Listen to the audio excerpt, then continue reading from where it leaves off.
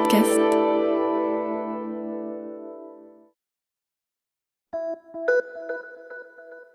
Salut, c'est Clara de Lina. Cette semaine, dans La vie d'avant, je vous emmène à la rencontre de Renée Jolivet, ancienne modèle pour le peintre Auguste Renoir. On est en 1957, Renée a 72 ans. Elle raconte avec admiration et nostalgie sa rencontre avec l'artiste et comment elle est devenue sa muse alors qu'elle était encore adolescente. Aujourd'hui, difficile de l'écouter sans questionner cette relation. Leur lien, pourtant jamais décrit comme romantique, interroge sur les dynamiques de pouvoir, de consentement et sur la place des jeunes femmes dans l'art à la fin du XIXe siècle. Jusqu'en juillet 2026, le musée d'Orsay consacre une double exposition à Renoir, l'occasion de revisiter son œuvre à la lumière de ces questions. Les souvenirs de Madame Jolivet sont extrêmement intéressants, parce qu'elle a vécu pendant de longues années auprès du peintre Renoir et qu'elle a même été son modèle. Je suis très heureux de vous accueillir, chère madame. Pourriez-vous nous dire tout d'abord dans quelles conditions vous avez fait la connaissance de Renoir ? Comment j'ai connu Renoir ? C'est une façon extrêmement simple. Madame Renoir était originaire des Soies, c'est-à-dire un tout petit pays dans l'Aube, qui est limitrophe de la Côte d'Or. Ma famille habitait à cette époque les Soies. Et j'ai connu Renoir en réalité jeune, c'est-à-dire que je le voyais circuler tous les étés quand il venait passer ses vacances à Issois, dans la propriété qu'il avait achetée. Mais ce n'est que vers l'âge de 16 ans, par exemple, que j'ai entré en contact direct avec lui. Parce que ma mère étant sage-femme, elle avait accouché Madame Renoir pour la naissance de Coco. Alors, C'est le plus jeune de ses fils. Le plus jeune de ses fils, le dernier fils. Alors je suppose que pendant les visites que ma mère faisait à Madame Renoir, qu'il avait dû être question, par exemple, de ma modeste personne. Parce qu'à cette époque, moi, j'étais chez des amis à 15 kilomètres des Soies. Lorsqu'un jour, qu'est-ce qu'on m'appelle ? On me dit « René, viens voir, il y a à la porte un monsieur qui désire te voir ». Évidemment, je suis très surpris, j'accours à la porte et qu'est-ce que je vois ? Renoir, qui était assis dans sa voiture. Il faut vous dire qu'à cette époque, il était déjà rhumatisant et qu'en somme, il marchait très difficilement. N'est-ce pas ? Alors, il était là, évidemment, il n'était pas descendu de voiture. Alors, il me dit bonjour, et j'ai bien remarqué que pendant la conversation, qu'il avait bien l'air de m'examiner, de me jauger, enfin, je n'y ai pas attaché tellement d'importance. Alors, il me dit seulement, ben voilà, je viens t'apporter des nouvelles de ta mère. Et puis, il repart. Ce n'est qu'après son départ, je me dis, enfin, j'ai trouvé ça un peu bizarre. Par exemple, que Renoir, qui tout de même était un personnage à mes yeux pour une petite paysanne, qui fasse, par exemple, 30 kilomètres, n'est-ce pas, pour venir me dire que ma mère se portait bien. Enfin, je n'y ai pas attaché plus d'importance que ça. Ce n'est que quelques jours plus tard que je compris le but de sa visite.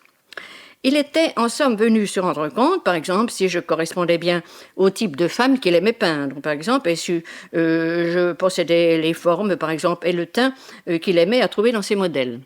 Il faut croire que l'examen me fut favorable, car la semaine suivante, je recevais une lettre de ma mère me disant de rentrer à Issois. Une fois à la maison, elle me dit, écoute, Madame Renoir m'a fait demander, par exemple, s'il te plairait de partir avec eux, d'abord à Paris et ensuite au Canet, pour t'occuper de Coco.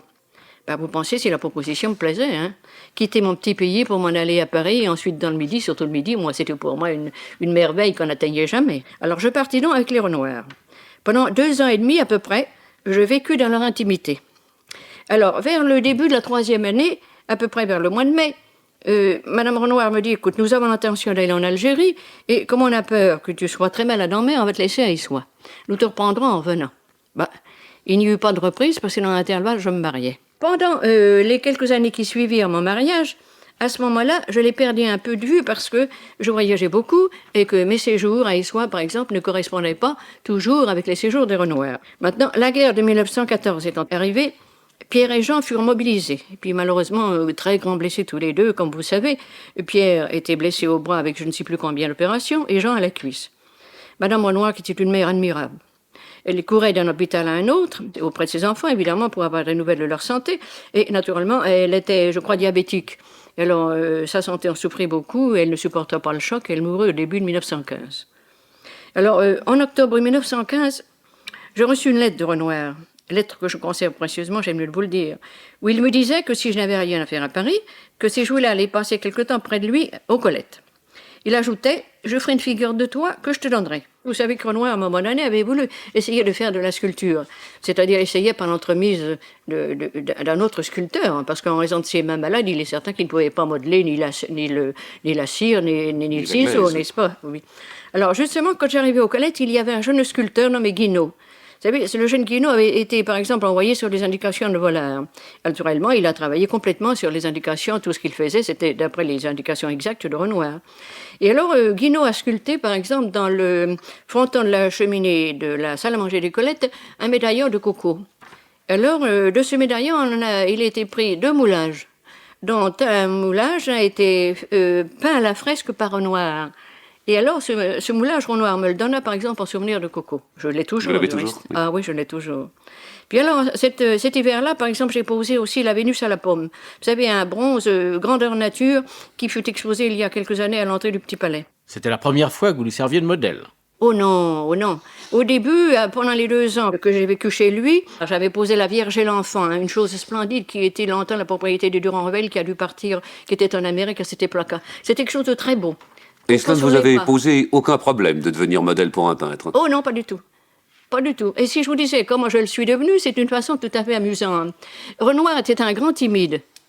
Ben, il n'a pas osé, que la première fois que j'ai posé pour lui, nu, parce qu'au début, j'ai posé la Vierge et l'Enfant, j'ai posé par exemple la Dame à la promenade en tenant Coco par la main, n'est-ce pas? J'ai posé une gardeuse d'oie avec un petit chapeau sur la tête, avec une rose, parce que vous savez, avec lui, on posait beaucoup de chapeaux avec une rose. On allait cueillir une rose dans le jardin, puis on la posait sur son chapeau comme ça pour poser. C'était très simple. Non, alors la première fois que j'ai posé, il y avait une bonne année que j'étais chez eux. Et alors, il m'a fait demander, c'est pas lui qui me l'a demandé, il me l'a fait demander par la boulange. La boulange, c'est un ancien modèle qu'il avait eu très longtemps et qu'il aimait beaucoup, et qui était chez lui. Et la boulange me dit, écoute, le patron me fait demander, tu voudrais pas lui poser un nu? Oh, j'ai dit, bah si, pourquoi pas. Je n'ai pas été gênée une seconde. Vous savez, je considérais, par exemple, pour moi, Renoir, c'était pas un homme. N'est-ce pas? C'était un dieu, c'était quelque chose qu'on mettait sur un piédestal, n'est-ce pas? Il faut dire qu'à cette époque-là, j'avais 16 ans et puis que lui en avait 60 et qu'il était impotent. Alors, c'était, vous savez, je sais pas moi, un vieillard extraordinaire. Enfin, je n'avais pas du tout l'illusion ou la pensée que c'était un homme. Ça ne m'a du reste pas gênée. J'étais vraiment prude, je peux vous dire, plus que prude. Vous voyez comme il y a des choses tout de même curieuses, hein? Vous savez, il était très simple. Il avait horreur des honneurs. Il était d'un esprit très large, souvent caustique et mordant, mais jamais méchant, par exemple.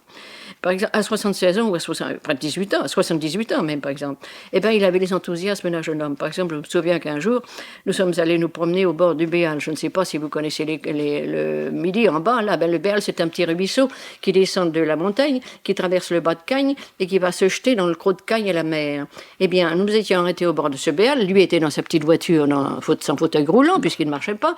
Et alors, tout d'un coup, il s'arrête là, il est en extase devant le ruisseau, et ça y est. Tout de suite, le voilà emballé, vous savez, comme un gamin de 15 ans, il voulait faire une toile immense avec des laveuses, enfin bref. Aussitôt arrivé aux Colettes, il me dit, tu sais pas, René, tu vas aller voir demain s'il n'y a pas une villa à louer en face, de façon que je puisse m'installer mieux pour travailler. Enfin, moi, je trouve ça sublime et merveilleux, vous ne trouvez pas? Un homme devant à peine se mouvoir et qui pense, par exemple, faire des choses extraordinaires comme s'il avait 20 ans. Merci d'avoir écouté cet épisode.